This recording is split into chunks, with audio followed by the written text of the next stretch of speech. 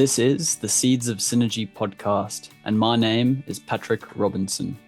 Together, we'll continue to explore the ecosystems of our world, understanding what is true, so we may cultivate what is possible. In today's exchange, I'm joined by my good friend Ben, aka Norto. He is someone that I've been itching to have on the pod since its inception, and you will see why shortly. So join us as we navigate friendship, storytelling, addictions, and our lives as Gen Zs living in Brisbane.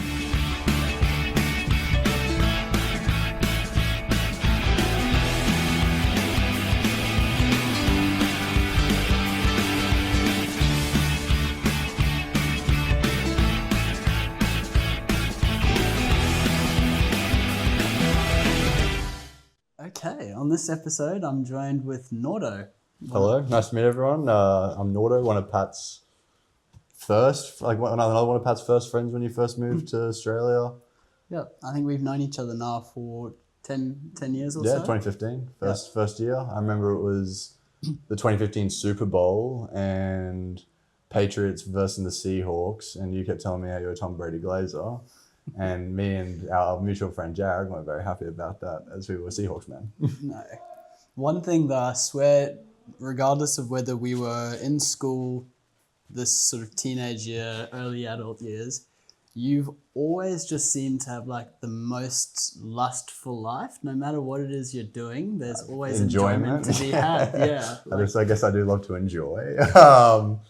So I suppose the question I want to ask is, how do you find enjoyment in the small things? For me, it is just a bit of a perspective thing. Like, why would you go and do anything without trying to find a sort of sense of enjoyment out of it? Like, whenever I'm with my mates, like, even though it may be a simple thing of just having a conversation, playing a video game, like, we're laughing the whole time, like just riffing off each other, having a laugh. Like, and it's always, for me, just that simple things like that. Like, that's what life is kind of all about. And if you're not going to try and enjoy every moment you get like that, then what's the point?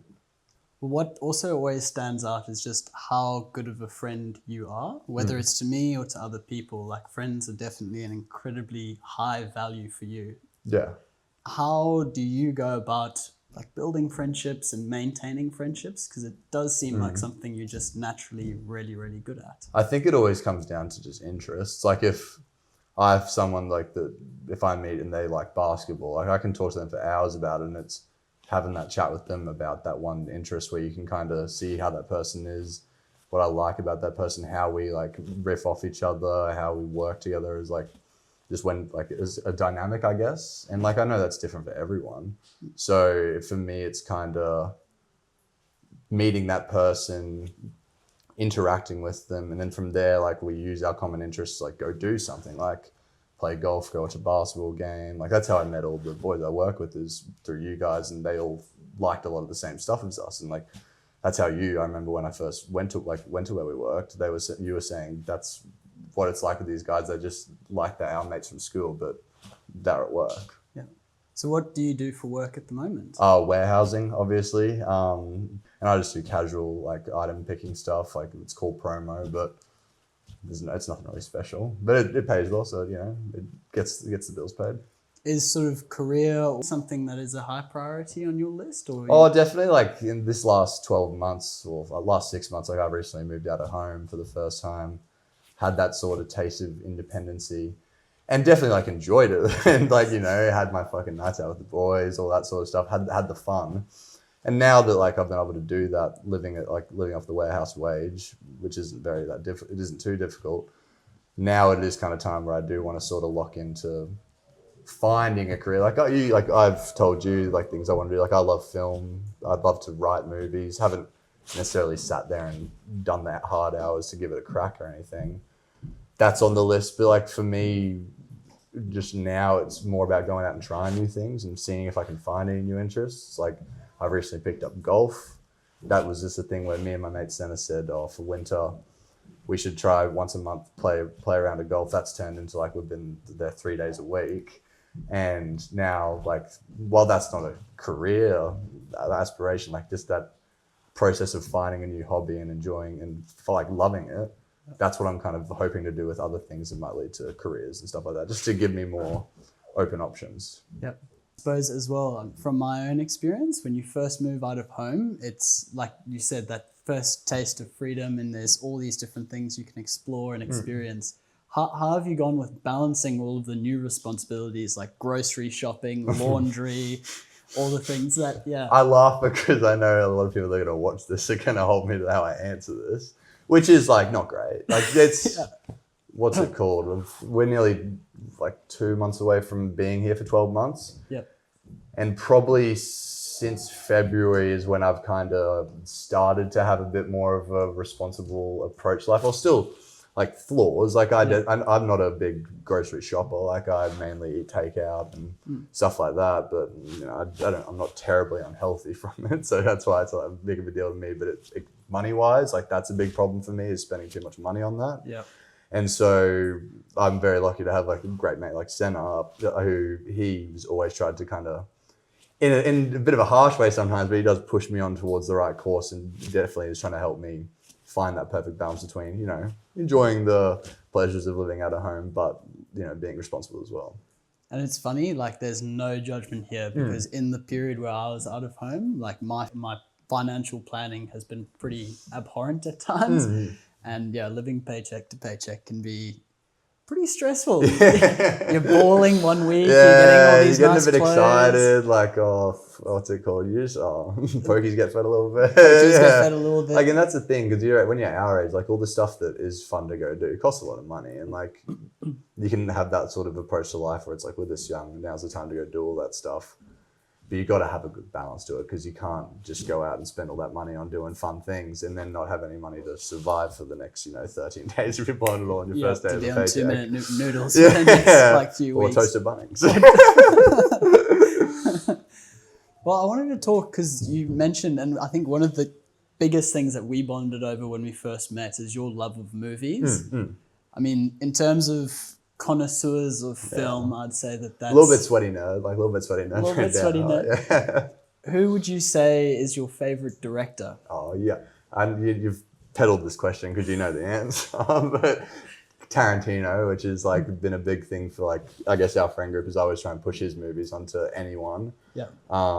Big running gag was like in grade 8. I stood up and said as like a get to know you thing in class, like what's something like really cool to know about Ben? And I said, I'm Ben Norton, I love Pulp Fiction. Like that was a little bit like embarrassing, like, or a loss, but fucking that's always a running gag, because I'm very passionate about film, and Tarantino, Pulp Fiction, top like best director and best picture for me of all time. There you go. Well, when you watch it, is it like, obviously it's a combination of everything, how the script, the cinematography, the backing track, the actors. Yeah. What is it that you look for in a good film? That is actually, I really do like that question, because I think it's what makes a good film to me is how the director puts all those pieces together, because that's at the end of the day what a movie is. There's so many grand like parts to it, little small parts.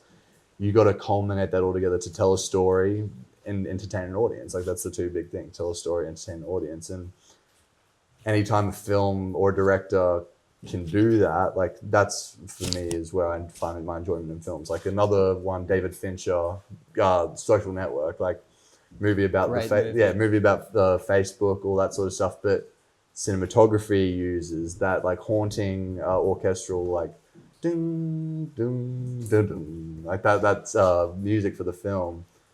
How that all comes together to tell like what you think is going to be a pretty boring story, but you like, as you've someone who's seen it, that is an entertaining movie. That's the whole really way. Good movie. That monologue at the end with what's it called, Andrew Garfield, like great actor. Yeah, get you G'd up, get you fired up. You can't not fucking love it. And for me, it's because of how David Fincher puts it all together. Yep.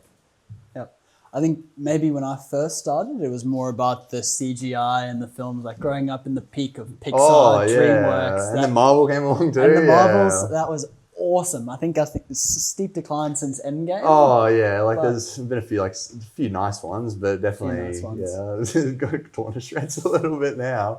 But I do think like that is just like as I said, there was the two things, like telling a story and entertaining an audience. That's the sort of movie where they were telling good stories and like the leading up to Endgame, but then it just did come to entertaining an audience. Like, and when you don't have both of those things in a film, that's where you can find you're not making a good film. It's not an easy task by any means. That's why such a niche field to get into, and fucking there's not many people who can do it that well. Like, but that's like, I guess what really does draw me to film, and that is like how impressive it is to be able to do it. And I think with me, just like I used to write a lot when I was younger, like creative writing, stuff like that. I feel like I can tell a good story, so that's why it's a role that I'd be interested in doing. But it's not one that's very necessarily easy to get into. Well, this is what I wanted to ask, because you've got an extensively comprehensive vocabulary, and did that sort of come from a lot of writing and practicing and testing new words? Oh, I read a lot as a kid. Like, I think when I was like 5 or 6, like I started reading the Harry Potter books, and from there on, like the Hobbits, Lord of the Rings, Stephen King. Yeah. Like, there's other Cormac McCarthy is like a big American old literature dude. I really love his stuff, and I think just reading so much as a kid got those words in my head early enough to go ask what they mean and remember what they mean over time, and then just for the sake of it is I pull words sometimes in the chat. Like, I think we both do that a little bit sometimes. It's fun, just ripping a word deep from the vocab. Oh, it's interesting. Like, all the books you named are fiction. Do you think that that's sort of kindled the fire of your creativity? Oh yeah, because I do think any sort of made up story, like fiction, film, that's what draws me. And I could do a good true based on a true story movie or documentary and stuff like that. But being able to come up with the story and then put it to picture, or just come up with that story, all these characters, new languages and stuff like Tolkien did for Lord of the Rings, that stuff is really impressive. Yeah. And that's the cool stuff of creative writing and creative movie making and stuff like that. What do you think the impact of storytelling is on sort of society? Because I mean, it's been around since we've been able to write or orally communicate. How do you think that impacts us and adds value to our lives? Oh, I think it's in the grand scheme of things, healthy, because it's how you communicate it's how you communicate feelings. There's people who, write a story to tell their life story, but it's how they can get it out and stuff like that. And it's a communication thing, like any sort of storytelling. It's the Bible, any sort of indigenous culture, they tell stories to give their kids or anyone an understanding of their culture. That's the whole point of storytelling. And I think there's the argument that some things are bad, there's bad stories, things that people shouldn't read and stuff like that. But it's up to the individual how they inherit what they're reading and how they understand it. If there's someone who reads a book and then they decide to go or watch a movie and decides to go shoot up a school, that's the individual. That's not the fault of the storytelling. No. I think every story has a right to be told. Yeah. Yeah. I love that. Yeah. Do you ever think of your own life in the sense of a story and where you are currently in either the hero's journey or what it is that you're building towards? Probably not that deep. I definitely don't see myself as Act 2 of a motion picture. The close of Act 1, starting Act 2. No, when you're in the end. No, but I definitely think overall as life is, it is your story. It's everyone's life is their own story, and you're the author of that story. At the end of the day, you get to go. There's some things that come up that you can't, fix or manage or change, but you can choose how you handle those things, and that's how you write the story. Yeah. Yeah. What do you think up until this point have been some of the toughest curveballs that have been thrown your way? Oh, I'm definitely a pretty privileged person. I haven't my parents separated, or they got divorced after high school. Yeah. For me, at the time, that was a bit of a difficult thing to get used to. Parents arguing about each other, confiding with you about it. It's difficult at first. I think now, I'm glad it happened when it did, because they waited till after I finished high school. If I had to deal with that in the last year of school, would have been a bit shit. I just had schoolies and all that sort of fun stuff to entertain myself with. But they definitely waited a bit to do it. So I was at a point where I could find it a bit easier. It wasn't easy, but I'm at the point now where I think my relationship with my dad is at its best. Same with my mother.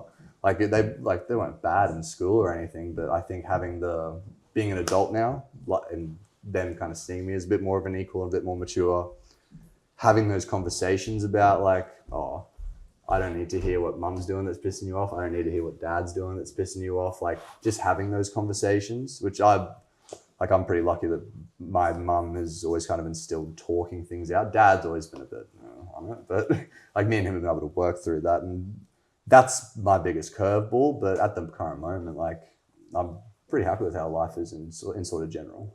It's a really healthy thing. And it's I mean, your parents, I think, other than maybe your potential partner later on in life, are the people that do know you. Oh yeah, they shape you as well. Like, Yeah. and that's the big part. Them knowing you is a big part of that. Is they shape you into what they like think you want to become. But then they also are like, as you get older, they hear what you want, and then are willing to help shape you to that. Yeah. Which is quite a nice thing to think about. Because I didn't even think like you did sort of have that same relationship with your dad, where like after school, like it was a bit like there was things you were doing that he wasn't happy about. Like as all dads kind of do at some point, but now you guys are like closer than ever, I feel as well. Yeah. Like what do you think kind of shaped that for you? Good question. Just Just a little retort. Just a little retort. Gotcha.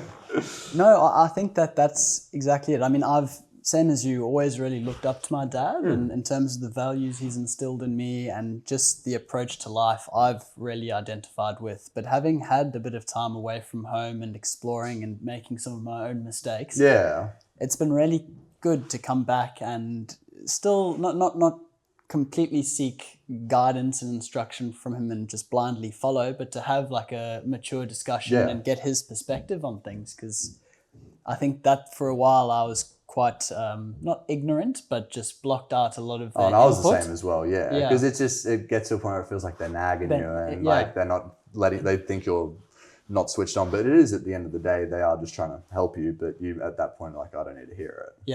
Yeah, and that's what I come back to is even if what is being said in terms of advice or potential instruction is always coming from a place where they believe it's for your best intentions. They don't want any harm or any discontent to befall you, and they've also got a shit ton of life experience. Yeah, as they've well. also made mistakes, and that's the thing that you gotta like. Sometimes as a kid, you're like, oh, fucking, they're having a crack at me, but like that, you're making mistakes, but they're making a mistake right now. If you think, and they'll sort it out with you in the future if you kind of feel like your relationship isn't clicking or it's not gelling. Like they're making a mistake at that moment as well, so you got to be a bit understanding there, I think. Yeah, and like on that point, no one's taught how to be a parent. No, there's all the baby books, but fucking what do they know? What do they know? Because every child, like, there's similarities in certain children, but like every child is a unique human being. Yeah, like it's like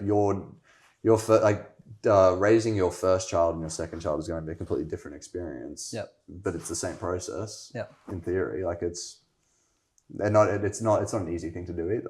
No. Like you're dealing with human emotion that you like got taught how to process and stuff like that, but it's a hard thing to teach kids these things. You don't know what's too much to tell them, what's not too much to tell them, what's going to scare them if they hear it, and all that sort of stuff. And it's like you're dealing with a very delicate thing, which is like, maturing a human being. Like you want to make sure you're doing it right, but it's not an easy thing.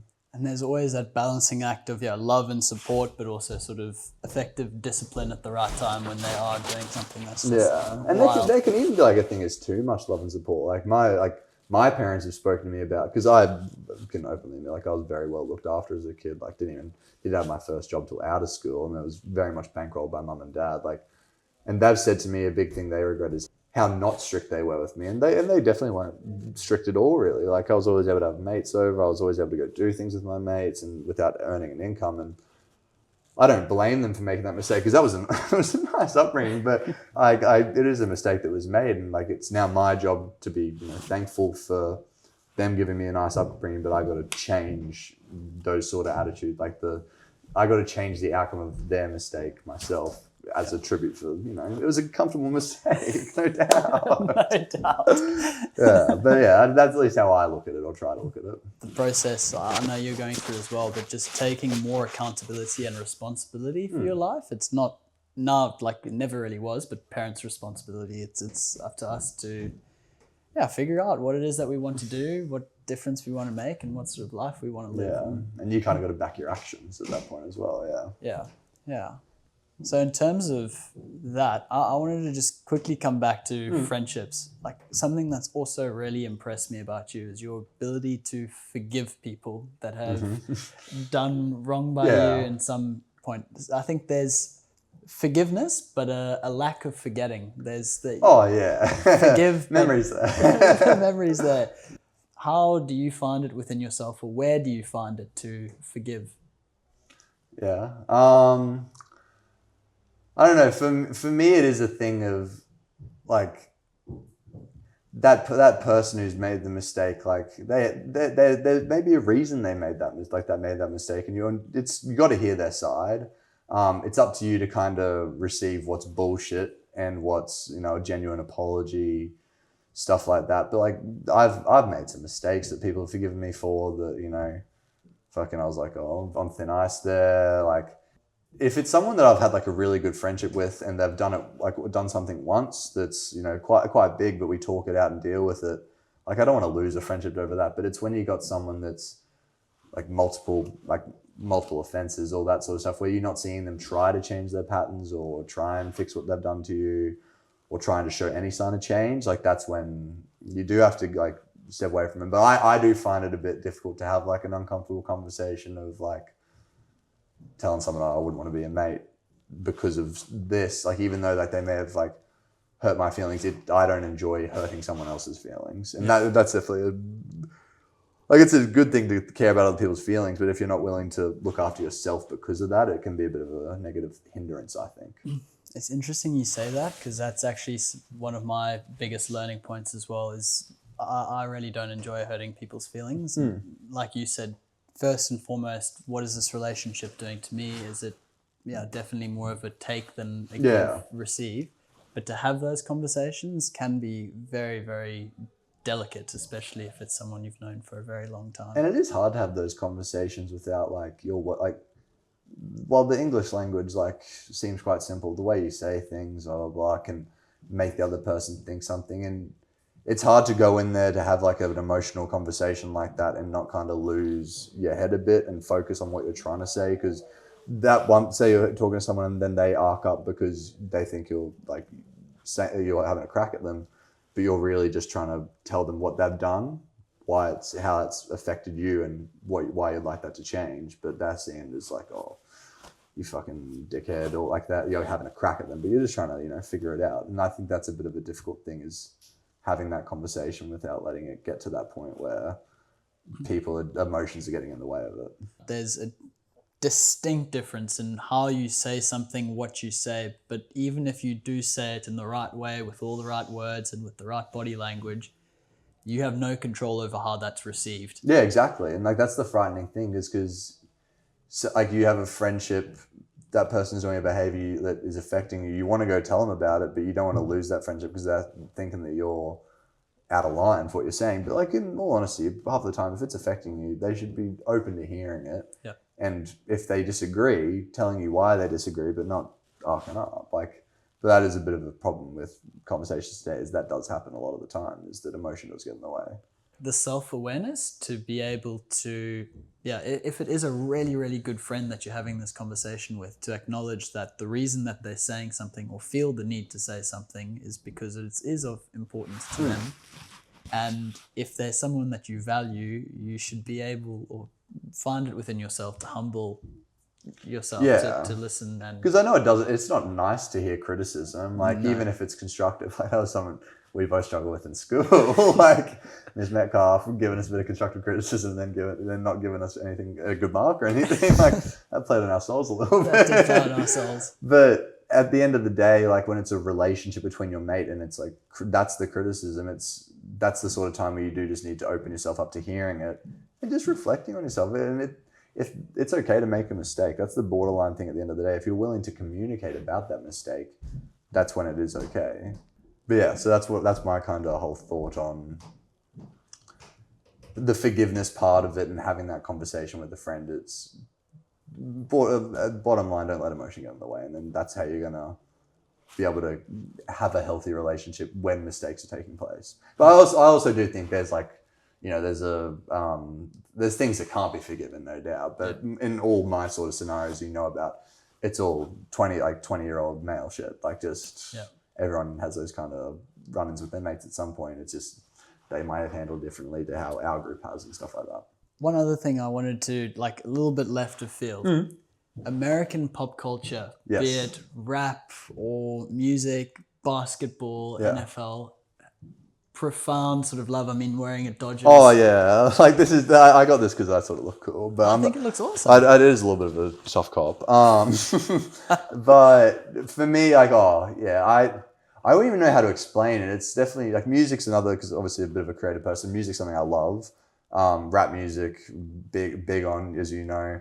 Also, like in the last probably a year or two, like delved into broader genres, you know, like rock from the 90s, stuff like that. But with the whole sort of American culture, basketball, like as a tall kid growing up, that was the first sport that I kind of got thrown into. Thought that was awesome. Then I remember I never really watched the NBA much pre-2015. But then that 2016 NBA Finals... Was that the Warriors versus Cavs? Yeah, Game 7. Oh, sorry, Golden State versus the Cavs. Yeah, Game 7. That was the first like proper NBA game I watched live. And obviously, like, if anyone's watching this, watches basketball, knows it's one of the greatest games ever. Blocked by James! Yeah, like tough. And fucking, it was our... Like we were, what's it called, in grade 8 at the time. Like, I think it was probably one of your first proper basketball games you watched as well. Like... Watching that, having that experience with your mates, that is what put me into basketball, and then, you know, followed that all throughout the years. It's an entertaining game. Like I may not be coordinated, but I do like a lot of sport. I guess like the whole kind of pop culture side of things with America, like the film, music, rap, like TV, stuff like that. I love the shows, but I also love the behind the scenes and stuff like that. So I'll on Instagram or TikTok, half my shit's consisted of that in my FYP, and like that's how I kind of keep up to date on all that sort of stuff. And then just celebrity in general, like I also kind of, that just flies around on Instagram, and I'm picking it up because creature of habit, just you know, taking it all in. And I do think I also have a pretty good memory when it comes to this like random film trivia and stuff like that. But yeah, I'm big. I definitely do agree. Like American culture, something I'm really a fan of, but I couldn't really pinpoint on what's brought me to it. Like it's all kind of different things that I've, you know, liked over the time. Yeah. Well, in terms of your like For You page, what does that sort of consist of these days? I know it's always changing, but big golf right now, obviously, just because obviously winter arc, been golfing crazy. Basketball, NRL, brain rot, no doubt. Fucking just like it's very much an assortment, but I'd say those are like probably the 4 main genres, and then also like just, you know, film stuff, music stuff. Yeah. What about you? What's your For You page looking like? Are you on the STEM TikTok page? The See the Synergy page. The academic research. No, I what I've sort of come to in the last couple of months is that I'm really making a concerted effort to try and reduce my screen time. Have you spoken to Molo about this? Like, have you been hearing what Molo's been doing? No, what has Molo been doing? So I've been trolling him a bit because it's just like, I personally couldn't live this way, but I admire it because I do think like at the end of the day, you're getting less screen time, which is good for you. Yeah. But he right now he bought like an iPhone 5, maybe a 6. Okay. Screen black and white. He's got like this custom widget where it has 2 buttons, phone and messages, but you can swipe up and go into his essential apps, which is like Spotify, Facebook, I think, just like for events and Messenger. But he's gone down to like, I think, an hour of screen time a day. That's good. Because he presented it to us as, which I do agree with the numbers, like if you say you have 6 hours of screen time, well, no, I think it was 6 or 8 hours of screen time a day, every day for the year. Like, it gets up to over half of your year is on your phone. Yeah. Like, which sounds alarming, and like, which I'm not saying it's not bad. But a bit of me does think at the same time, like, there's good and bad of like how connected you are with your phone. Yeah. It's also just up to the individual how you're gonna do that in a healthy way. Like I'm probably not the healthiest phone user. A lot of it is just TikTok entertainment, but then a lot of it is like, you know, messaging my mates. The way we communicate is just sending long ass videos on Snapchat. Like, there's that part of it, but I also do think like there's an unhealthy way to use social media, and a majority of the people using it, it's how they use it. Yeah. Because I do think like if you're wanting to get news and you go on Safari, like you can get lost. It's not, it's not a doom scroll like Instagram, but you can doom scroll through Safari because it's just like it is entertaining, just the motion of scrolling, and like that ingrained in your brain is to be like a good thing. It's like an enjoyable thing is when you're doing that scrolling action. The layout has changed so much since it first happened. Before, it was literally just the stories of the friends you knew and posts of accounts that you follow. Yeah. It feels like now that there's still like the same outline, but the amount of ads and just like doom scroll traps that they have there is just because like on TikTok, what's it called? You can be watching a video and then underneath is like a search related to it, and you might be watching something in a video and then they mention that thing that's getting searched and you're like, oh, I'd like to learn about that as well. Click on it and then you're fucking scrolling for that for the next hour. Like I remember it was bad one day when I had whooping cough last year and I had to quarantine in my room down here and I didn't go upstairs at all for like 5 days. But there was one day I had 11 hours on TikTok just from laying in bed and the other 12 was sleep. Like that's a very unhealthy day. And obviously that's not a consistent day, but it didn't feel great after like that, having known I spent that much of my time on my phone. Yeah. No, I think that's kind of why I've never downloaded TikTok, because I just know myself well enough to know that if I did, that would be sort of the end. Oh, no doubt. It's a nasty trap, but it can be entertaining and like a fun way of being social with your mates. Like me and all my friends send each other reels, stuff like that, and it's having a laugh with each other. But if you're just sitting there scrolling days on end, that's when it's not a good thing at all.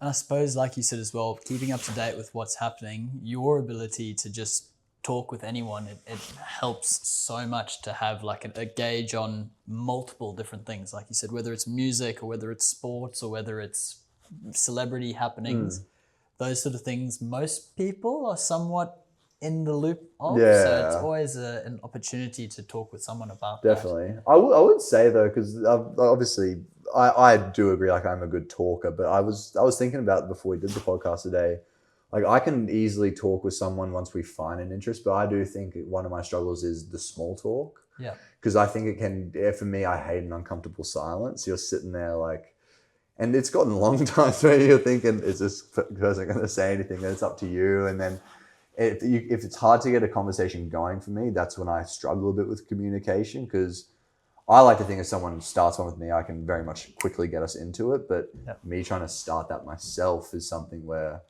it's hard to kind of get someone hooked on and get that flow going. At least that's how I feel.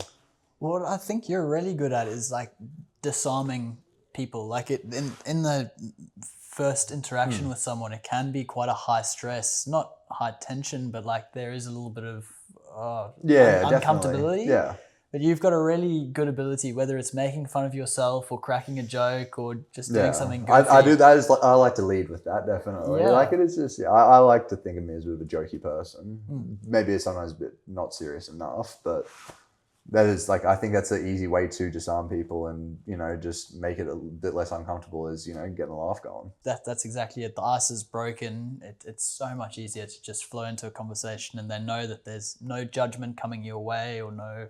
Yeah, it just flows. Yeah, and the flow, like a river, it's lovely, isn't it? It is. Yeah, sorry, I had to pull your own material. No. Well, fire away with any questions that you have. One question I would kind of have to ask about is, if you don't mind talking about it, we don't have to if you don't want to, with your recent move in your job, was that mainly because of, for you, obviously, Seeds of Synergy, just you as a person, you're really in touch with nature, and you were working in a mine, were you not happy with those two didn't really line up? So recently, really, really getting in contact with nature, whether it has been through travel or just here in Australia, very lucky to have beautiful beaches and amazing like forests and stuff. And mining by its like absolute nature is a very extractive sort of process. Yeah. But in terms of why I've decided to switch capacities from mining engineering to more mechanical engineering, that was not necessarily to get out of mining in of itself, but more so mechanical engineering is very sort of grounded in first principles physics and maths. Which, you enjoyed that a lot in school, yeah. Well, I think my brain just really likes to be able to make sense of something. Like this happens because this of that, and then this is the law that means that this happens. because mining isn't really an exact science, if that makes sense. Like when they're blowing something up or doing an analysis on rock, like you can do all the tests you want and you can come up with all the formulas you want, but it's never going to be exactly the same. So what more often than not happens is you get these standards where they establish a baseline for a type of rock or a type of explosive. And not that there's guesswork, there's a lot of precision that needs to happen. You're working with explosives. For health and safety reasons, exactly. It has the ability to be quite a repetitive task, and it can be quite difficult to change or implement ways of optimizing or maybe making things a bit more efficient, because if you do that and something goes wrong, the ramifications are huge. Personally, I think that there's a lot that can be done in the way of improving sustainability in the mining space. Yeah. And I'm very optimistic about where that's moving. Not just because shareholders are putting pressures on the company to do things shareholders, but it's an unbelievably complex space, because the mine sites I've been at anyway are in really remote and rural parts of the world. And to get something like that functioning, you've got to have your own electrical power plants. You've got to have a huge power station. There's like a village where all the people sleep and stay in. They've got to get food, water, supplies to everyone. So in terms of distribution and logistics, there's a lot. There's warehousing as well, because all of the stuff that needs to be fixed or implemented needs to get stored somewhere. And there's the mine itself, all the big equipment, the process plant where everything gets crushed up and transformed into the copper, gold, lithium, whatever it is. So it's kind of like its own little city. And whilst mining engineering might not have been the most aligned for me, I still think that industry, particularly in Australia being the backbone of the economy, is a really interesting space. Yeah, which I think for you, this is the personality. You do like to learn about any sort of thing. I think you having that time to go work in that space gives you the appreciation for it and the understanding of it, which is what you, at the end of the day, want, but you know it doesn't necessarily work for you, so you can go do something else.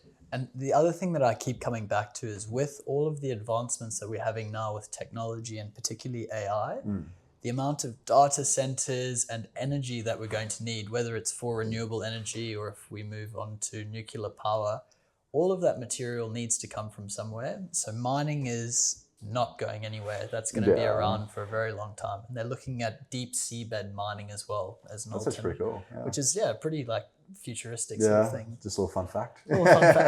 Exactly. A lot can go wrong though, because you're in international waters, you've got currents, at least underground. I mean, there's still a lot of stress and stuff that could go wrong, but you don't have like all of these aquatic animals and no krakens down there. No krakens down there, exactly, down in the Mariana Trench.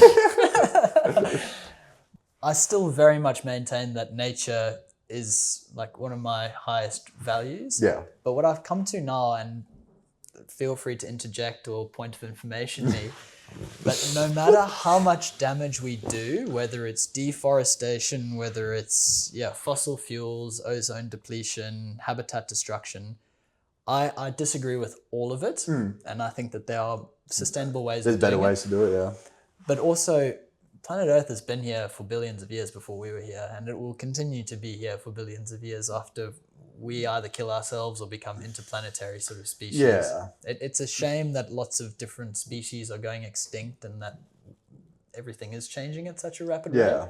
But hopefully it can be some sort of motivation to figure some stuff out as a society, change some things. And kind of just level it out a bit from going just straight destruction. Exactly. One thing someone said to me that I really, really liked is if you're ever feeling overwhelmed by global warming, climate change, all of that stuff, if you do live in a concrete jungle or a city, something that's really, really cool to look at is grass that penetrates through concrete or cracks. That for me is like nature. Nature's doing its thing, Nature is, the higher power. Don't fuck with Mother Nature. Don't fuck with Mother Nature, exactly.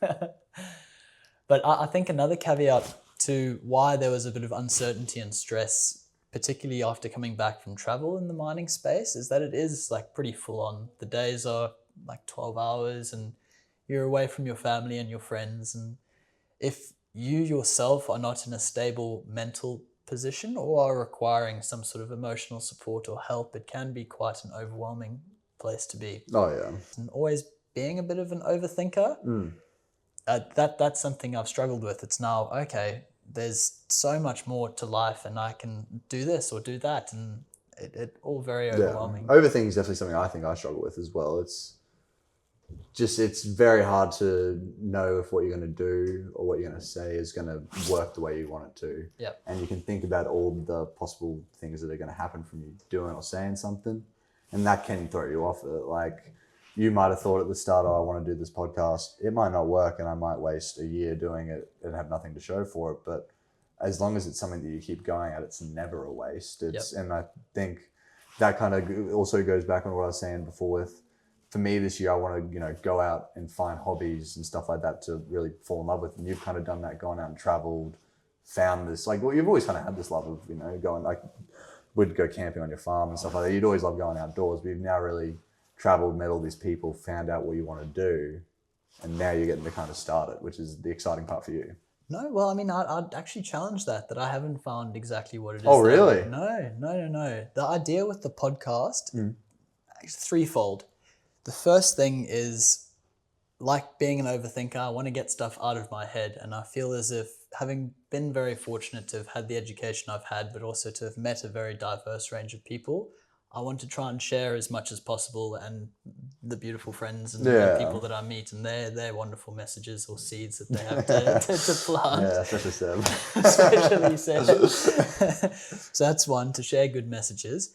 Two, I was thinking about it, and in terms of where it is that I'd like to go, whether it's professional or thinking about it in terms of a movie where I'm at in my own character arc, changing it from what is the job I'm doing or what is it that I'm pursuing, it's what skills would I like to have such that I can set myself up best for success when the right opportunity comes.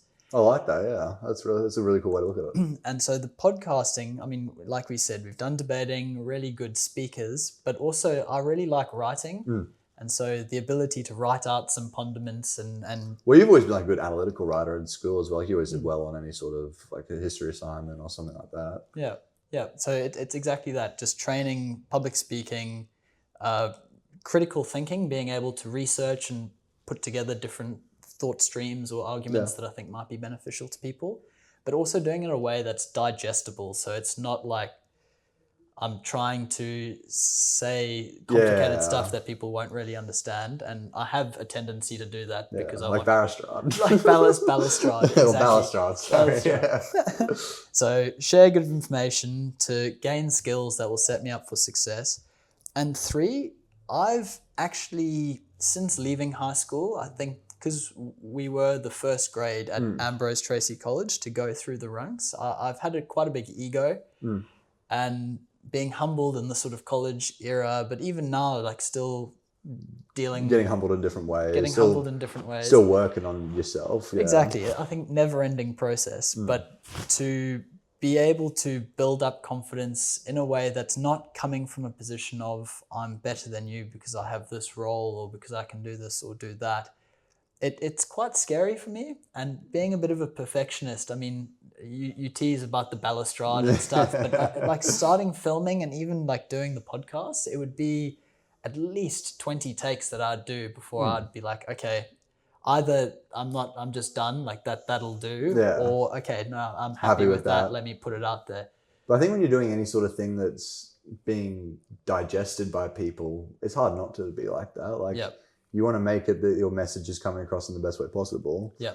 And, why we do tease you for it, it's just a bit of lighthearted trolling. Yeah. But you do your message and you do it your way. And I think everyone responds to how you do it because you take your time to make sure you get it where you're happy with it. And I think that's where any sort of creator of anything, it's never a quick task to write a script, do a painting, make a song. You can have a song that took 5 years to make just because that's finally when it's perfect. Yeah. What has been something that I personally need to, or not need to, but I'm wanting to work more on is planning. Yeah. Because I think being the creative type, there's always these wonderful ideas that come and ideas for podcasts, but then without at least a plan or some accountability to stick to a plan, can be very easy to deviate from what you originally were setting off on doing. Yeah, because you get excited by other ideas, and it just builds on it. It may not necessarily, it may be great ideas, but they might not tie into that original one at the end of it. Yeah, Exactly. And you end up posting stuff that's just completely left of field of what you're intending on doing, but that's what you're feeling in that moment in time. But like for me, it has been a weak point, whether it's financial planning, life planning, or podcast planning. There's definitely... Oh, I'm in the same. Senna will listen to this and agree. Planning is my biggest work. And that's definitely something I want. Like, I've started using my phone calendar a little bit more if I get told something's going to happen this day, just so... Because I struggle a bit with if someone says, oh, in order, let's go do this Saturday, I'll say yes to it and then I'll forget about it. Someone says, let's do this Saturday, I'll say yes to it. Then I got two different things going on where I want to do both and I don't want to let either person down, but I have confirmed to both of them without having the proper planning. Yep.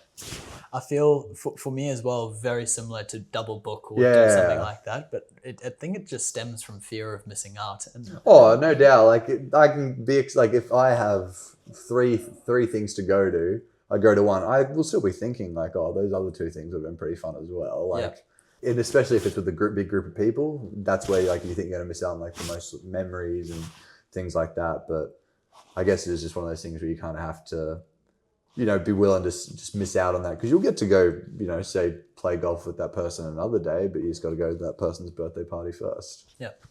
That wasn't a jab. That wasn't a jab. I didn't take it as a jab. What was your purpose of your Japan trip that you just took recently? Yes. Yeah. So, like I said, very much an overthinker, and not having had the sort of fortitude or, well, I'll be honest, the care factor to put stuff into planning, I've really been in my head. And with the spiritual stuff, meditating, sitting and meditating, I find that that's quite difficult for me. So the main reason was to go and get learn more about a physical form of spiritual practice.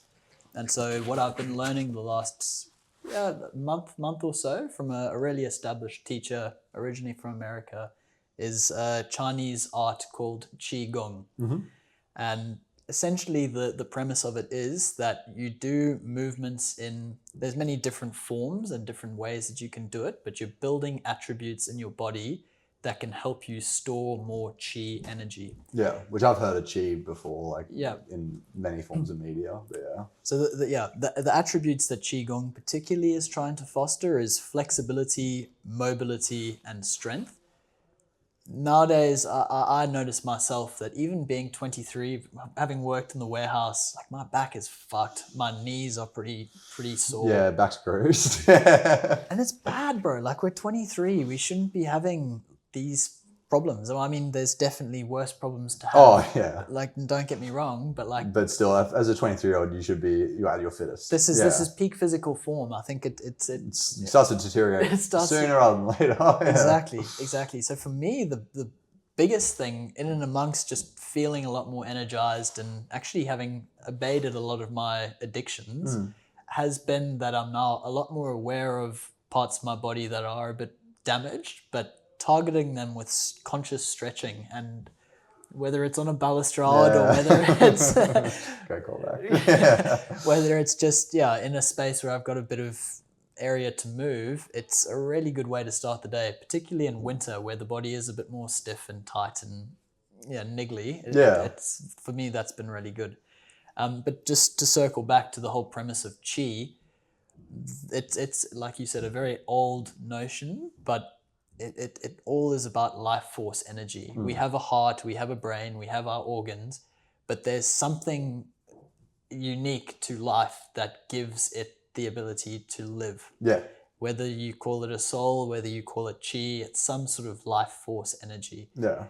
And what was really interesting, the person that I was training from said that, whilst you can do qigong to build those attributes, it's not just qigong. To really foster qi and to live the most fulfilling life in a sense of being energized. Like, masturbation is a pretty big one. Yeah. When you think about it, as a man, your semen is like life. Yeah. It's a lot of energy that's leaving you. Yeah, sometimes too much.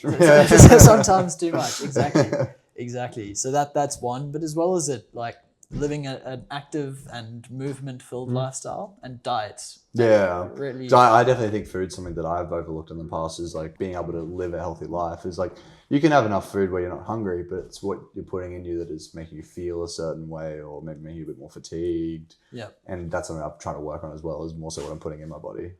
What I loved that he said is that you should never live with guilt. If you decided to buy McDonald's or have a thick shake or have a cheat day, whatever it is, like enjoy it for what it is and don't have guilt, just move on.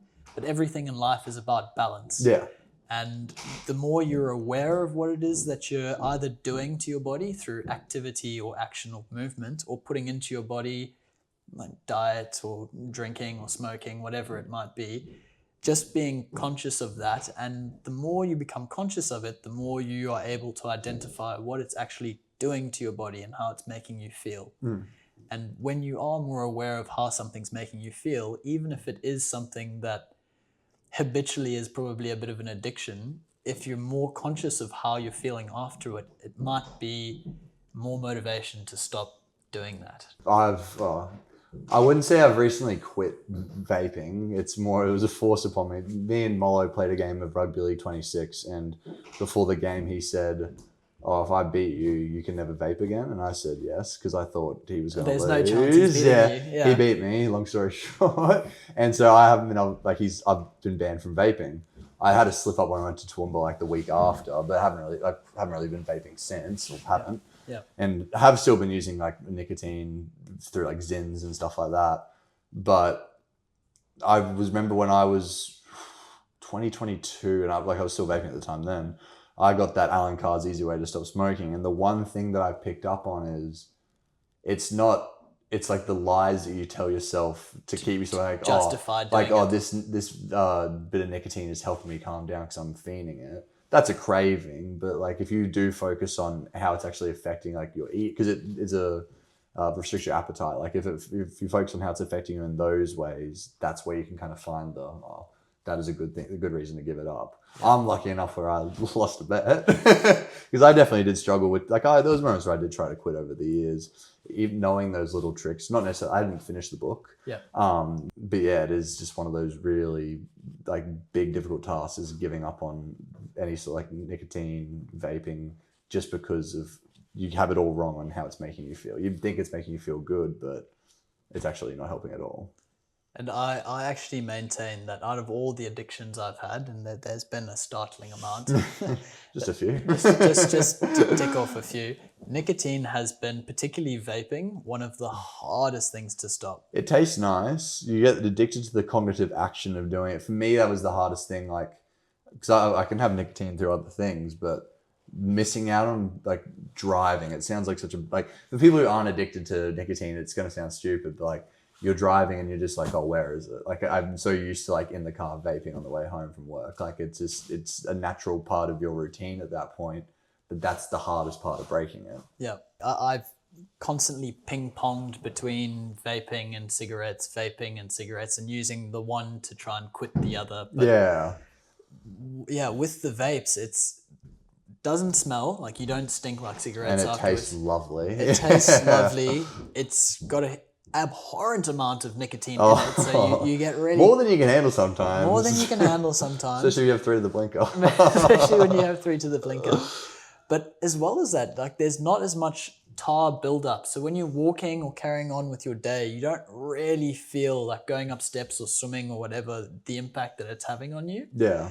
But I was in the sauna with someone the other day, and they were talking about their experience with vaping, and they ended up popping a lung from vaping. Oh, really? Yeah. It sounds fucked. Yeah. It does sound pretty fucked. But because it hasn't been around for that long, I'm curious, but also a little bit terrified with what the results of long-term impacts and effects are going to be. Because you know the long-term effects of smoking, but vaping has only really come in the last 5 years. Like, there's been cases of lung poppings, but what else? There could be worse damage to come. And what I really don't like, and it to me, it just boggles the mind, because there was a period with really craving. It's the first thing I do when I wake up, the last thing I do before I go to bed. That wake up chuff used to be awesome though. Like when you hit that and just absolutely maybe fall back to sleep.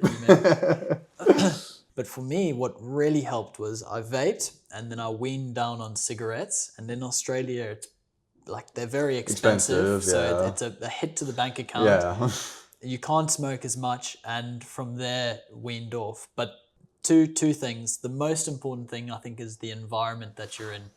If you are in an environment where the habit formed and the habit perpetuates for a very long time, it's quite hard to stop. But if you put yourself in an environment, or you change your mental state, which can be very hard to do if you're in the same environment, it does make it a lot easier to transition away from that habit. And the other thing is you need to have something to replace that bad habit, because like you said, when you don't have it, the withdrawals are crazy. You have insane amounts of cravings and desires. It's hard to sleep. Like you need a chew. You need a chew. I've had like you just wake up profusely sweating because but like to me it's like, fuck, I didn't realize how much my body was like dependent on it. Exactly. Exercise has been a huge crutch, and like there's good and bad habits. I'd like to think that exercise is definitely healthy, yeah, but it can also be obsessive in a sense. Yeah, if you can do it too much and put yourself in a bad position. But I think that's kind of how it is with everything. Everything you got to kind of balance out how much you're doing it, and to a point where it's healthy. There was one stat that I saw: every cigarette you smoke is minus 7 minutes off your life. Yeah. And that's kind of crazy to think, if I'm running back the numbers of how many minutes I've deducted over the years. Lost count. Lost count. So for some people, fear tactics work, but I honestly believe the best way to sort of transcend that addiction long term is to come from a place of self-love. What's best for you? Best for me. What's going to let me live the healthiest, longest, happiest life possible? Even though vaping does seem to feel like the happiest thing that you'll ever do. It feels like it, but deep down it isn't. And that's the thing. You've got to recognize that. You've got to recognize that. Well, it's still like just the Zen pouch is like, that's just going to be a struggle on its own. But since it's not affecting my respiratory system, but I know it's not healthy for the mouth, like it can lead to mouth cancer. So I guess I'll have to have one of those enlightenments and just fucking find something better to replace it with. Chewing gum. Chewing gum. Yeah, that's get that to jawline defined. Yeah, straight jawbreaker. Straight jawbreaker. Perfect. Oh, actually, last thing I wanted to say, and this can be a reciprocity discussion. Yeah. Neither one of us have had girlfriends. Yes. Why do you think that is? For me, I could easily answer this because I was even once again I was kind of thinking this might have been a question that came up. No, you knowing me, like I've always been a good person to talk to. Absolutely no game with women, like for a long time. Yep. 2021, when I first started working at the warehouse, I met Keegan, and he's someone I really attribute to for helping me get a bit of confidence. All those sort of warehouse boys that I'm mates with, they're the ones who kind of help me focus on, I used to be way chubby. I got a bit skinnier. As I said, Senna's always trying to make me a better functioning, responsible adult. That's obviously a thing that helps you get women or get a partner. And then just more so like focusing on appearance a bit more. Like I used to be a bit fucking let the beard grow out, and very patchy, but so it wasn't a good look. It would take longer to get haircuts, but now I'm sort of focusing on that because at the end of the day, like dating is a thing of. Dating's way harder now than it was for like our parents growing up. Like we have mates that have had girlfriends, but like they met them in the conventional way of like, just meeting them face to face and building the connection from there. But with social media, it's so much harder to, like you could just shoot your shot in a DM, not get a response and keep doing it just because like you have the easy access to do that. But it's just it's difficult to show off your personality in a DM, like, because once again, it's the whole thing with communication. Like the words you're saying, you may be trying to say them in a certain way, but that can't come off on text. It's how the person reads it. Yeah. And that's definitely been my shortcoming as well, is mainly trying to speak to women over social media, which comes from a place of like, I get a bit anxious when, talking to women in person, but I do think I've gotten better at it and I can hold a conversation. But yeah, I think it was just sort of a culmination of those things over the years. Not putting in the effort to, be a suitable person for any woman out there in Brisbane. And, just getting a bit more confident in myself and having a bit of self-confidence, which I attribute a lot to Senna and Keegs, who I work with. Shout out Senna shout out Senna and Keegs. I know you guys will watch this and be amazing. But yourself? For me, like having gone to an all-boys school. Oh, that was. All my life, like I've always known how to interact and get on well with guys. Yeah. It's like there's lots of commonalities and very easy to find touch points that you guys can talk about. And this is something I've been trying to change as well. The narrative I've always said that women are from Venus and men are from Mars. And so it's like a completely different mind to try and understand and try and converse with. And I think that's been a huge hindrance because going into it, I'm already like, okay, they're a completely different thing. Like how do I talk? And it's sort of the overthinking thing as well. Because we both said we struggle with overthinking. Like you go in there and you don't be yourself. And that's like, you may find it a bit crippling if the girl you like doesn't like you back when you are being yourself, but the way you're going to find the person that does like you and does want to like spend their life with you is by continuously being yourself. Yep. Maybe a bit of fear of rejection. Oh yeah. Big, fuck that. big. No cold approaches for us. No cold approaches. No cold approaches. But in sort of college, that was actually the first time that I had exposure to how women behave, interact, talk, discuss. And that was a really sort of big learning for me. And to have like female friends has been really, really helpful. Yeah.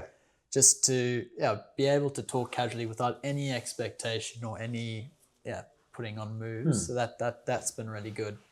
But I also think there's been a period, because it has been a while since my whole life since I've had a girlfriend. Yeah. I maybe came from this state of desperation where I was like wanting one, seeking it, and my life will be happy when I have a girlfriend. But what I think, like the energy, frequency, and vibration thing, if you're coming from a low state of seeking or like lack, you're putting that out, and I think.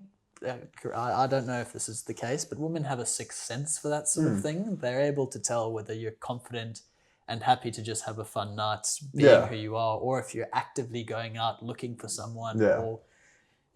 Which I agree with that, definitely. And for me, like, it goes back to that whole thing of like in the last few years, just building a bit of self-confidence and just working on yourself. When you go meet these women out in public, like, you know, if you think they're attractive, talk to them, like have a conversation, but don't be like, you don't want to overthink it and then start attacking like, I want this girl to like me. You just got to, act as if you're meeting a new bloke because you're not trying to fuck the bloke.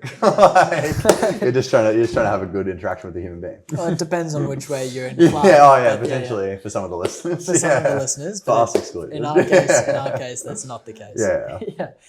And I've recently constantly go through the process of downloading Hinge and then using it for a bit. And then I've never really been a dating app guy. Okay, crazy. Like I think I've used one like once or twice to like hook up with a girl, but apart from that, like I don't have it on my phone currently. I probably haven't had my phone in the last 3-4 years.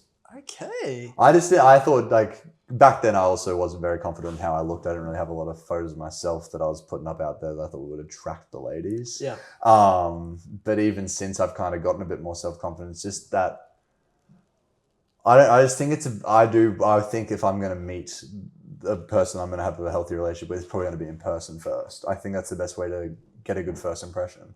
Media, that's where you can kind of go do that. But if you're serious about like just meeting a person, like face to face in person is where that's going to sort of happen. I feel more like I'm sure there's been times where people have met over online and had a happy marriage from that. But just for me personally, I don't think that's how I'm going to show my personality off, and at least personally, No, well, it's interesting because I think historically I've always like been really dismissive of dating apps, and that is just purely from my experience. I know a lot of friends that have actually met their current partners. It's definitely not impossible, but like you said, there's so many different levels to communication. Text, I admit defeat in that regard. Oh, because like I've tried to like I think I'm a relatively funny person. I try to be funny so even with my mates in the group chat, like I've had a lot of fucking misses because I've typed it in the wrong way, but I've also had plenty of misses with the chicks because I'm not that funny when I'm fucking typing it. Yeah. No, my biggest sort of cringe is when I start asking about, in high school particularly, subjects or it's just like... The old Pat Robertson classic at the Valley. What are you studying in uni? What's your favourite subject? It's like, dude, like that's, regardless of how you're intending it, that's just awful. Just baseline chat, LRIS, all that sort of stuff. Yeah. Oh, don't worry, I've had my stinkers too. I'm not going to remember any because... No, and incriminate yourself. That's not what we're after. Yeah, no thanks. But I like what you said as well about focusing on yourself. I think that's the most important thing. You don't go out there seeking someone to meet you where you're at. If you are constantly working on your own self-development, whether it's body, mind, or spirit, eventually the right person will come into your path. Yeah, I agree. If you had any sort of words of wisdom or things to impart or a seed to plant in the younger viewership, whether it's our sort of generation, what would you say? Oh, my biggest thing would be probably that first question you asked me did hit me the most, because that's the thing I'm probably most proud of is how I approach life and just always trying to be in a good mood. Like, I know things can bum you down and be a bit shitty, but when you look around with, like, say you're having a tough time with something outside of, like, just something tough's going on, but you're around your mates, you look around, you see you with your mates, the opportunity to have a good time is there. You just got to make yourself have that good time and deal with whatever's plaguing you. Like, if you need to go deal with it, obviously, and you go deal with it, but if you just set yourself with the right mindset of, right now I can be having a good time instead of a bad time, let me try to do that. That's my seed. I love that. Pause. I told you would understand why I was so keen to have him on. A specimen of a man. And ladies of Brisbane, he is currently available. For how much longer, I can't say for certain. The biggest learnings I took from Norto were the impact reading and movies have had on his creativity, vocabulary, and storytelling ability. Finding it to forgive people, especially friends, for mistakes they have made. When having difficult conversations with your friends, do not let emotions get in the way. Don't be afraid to be yourself. After all, fear is the path to the dark side. Fear leads to anger, anger leads to hate, and hate leads to suffering. To finish, I'll leave you with my favorite quote from an awesome scene in an otherwise pretty ordinary movie. Ezekiel 25:17. The path of the righteous man is beset on all sides by the inequities of the selfish and the tyranny of evil men.